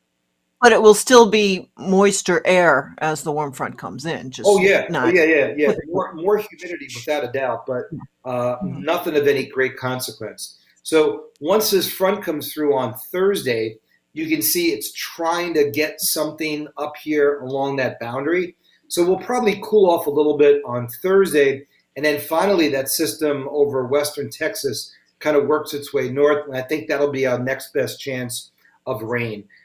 So anytime you get a low to the south of us, that means the winds come in off the lake.